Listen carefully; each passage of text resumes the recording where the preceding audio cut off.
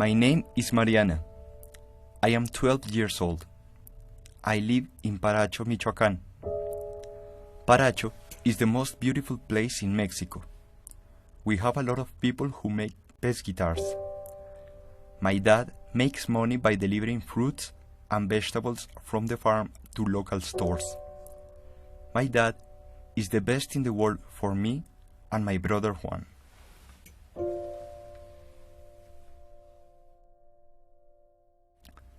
Dad, go a little faster, said Juan to Dad. Dad drove our little truck that is the oldest thing in the world. It stops time to time on the road and farts time to time, but when it goes, it can go fast. I said, No, Dad, go slow.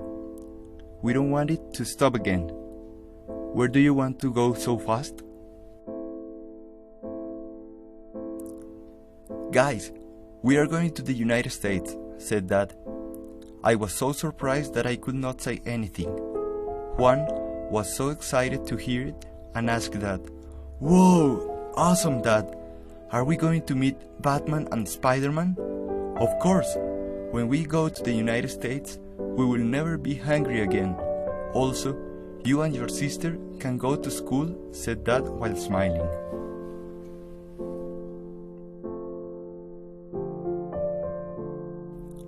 I was worried. Not long ago in our neighborhood, a brother of Fernando was going to cross the US border and he drowned in the river.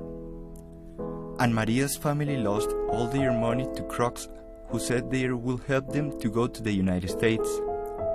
Not only that, Rosa's dad tried to cross the border through the desert a few years ago, but we never heard from him.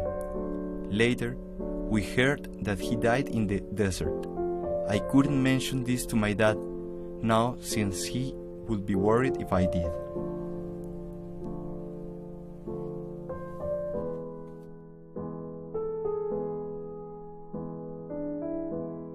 My dad smiled to us and said gently, Don't you worry about a thing. Everything will work out just fine. Hearing this, Juan prayed, God, let us go to the United States safely so we can meet Spider-Man and Batman. Let us eat a lot of ice cream. If you let me go to the school, I will play soccer really well and win a World Cup. Dad made a big smile on his face when he heard Juan's prayer, although he seemed a little nervous.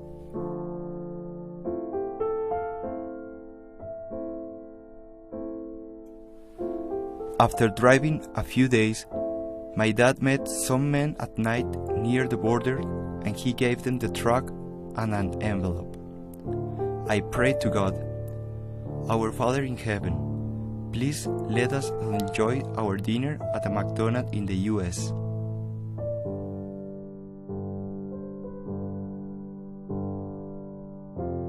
It was that night. My dad talked to us while looking at our eyes straight. Today, we are going to cross the river. You guys just look at my back and follow me, okay? Juan and I nodded our heads while holding our hands tight. Dad continued, Well, it's time. Let's put our clothes here in this trash bag. This will keep our clothes all dry for us when we cross the river. This is a tube we are going to use. Take this rope and never let it go, okay? And don't speak a word or make any noise. You can do this, right?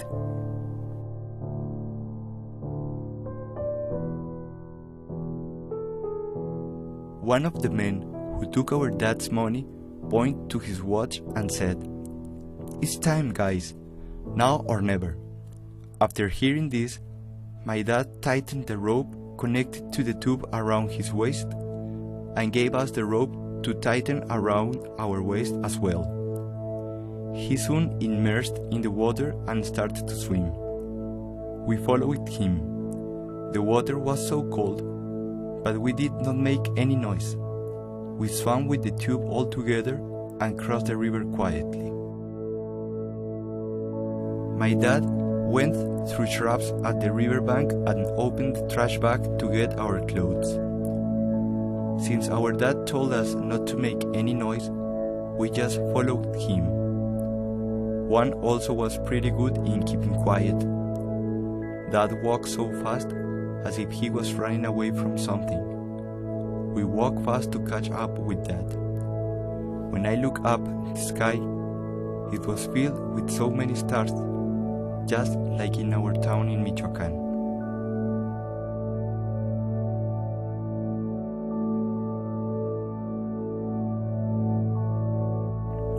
When I looked down again, my dad was about 10 steps ahead of me. I couldn't call my dad, but tried to walk faster. Suddenly, I heard a man whispering, "Over here!"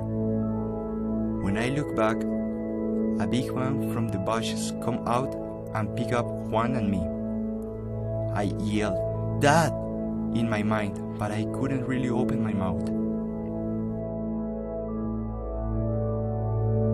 Juan and I joined a group of people in a room with very bright fluorescent lights. There were many children, men and women.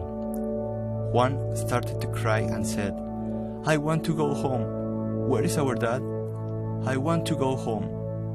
I calmed Juan and told him, "Don't worry, Juan. Dad must be fine. He will come and pick up us very soon. Don't worry."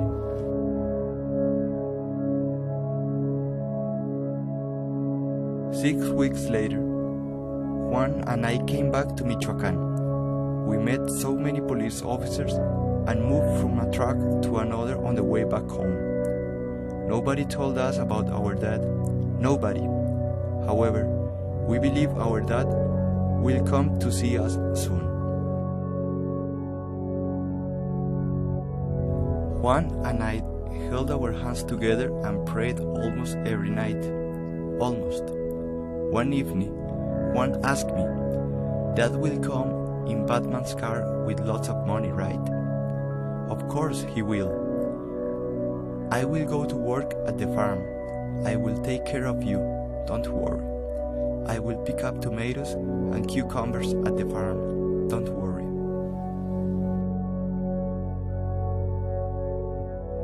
2 months passed. I worked at the farm and made 50 pesos per day.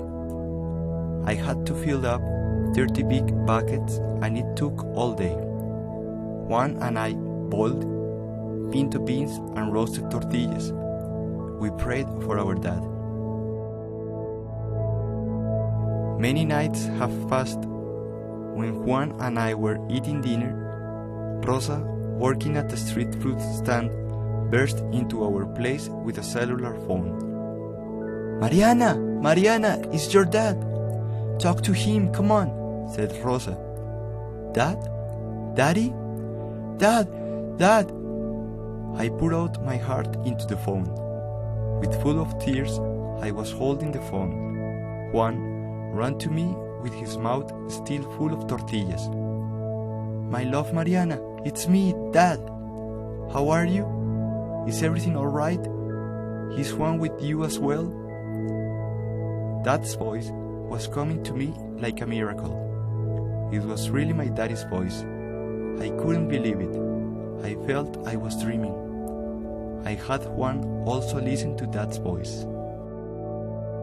Dad described how he suffered while looking for us, passing through a valley of death in a mountain and finally crossing a desert and all. He also mentioned how he was able to get help from a farm and how he worked there to make money.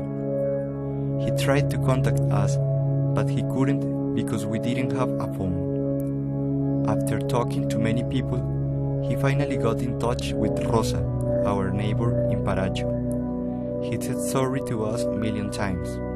He said he will send us money through Rosa.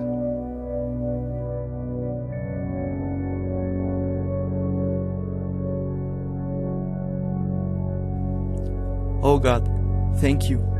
Thank you so much for saving our dad. Thank you so much for getting him a job in the US, prayed Juan with his head on the ground. I didn't have to work in the farm anymore. I was able to go to school again too. Dad couldn't come to pick us up right away, but he said he will come and get us. We believe his promise.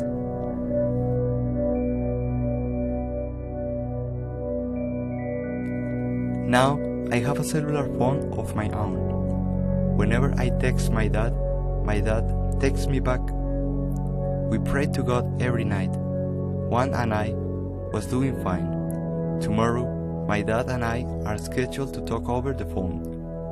Juan is waiting to brag about his news of joining a children's soccer team at the school. I can't wait to talk to my dad tomorrow. I wonder what kind of exciting things from the US he will tell us tomorrow.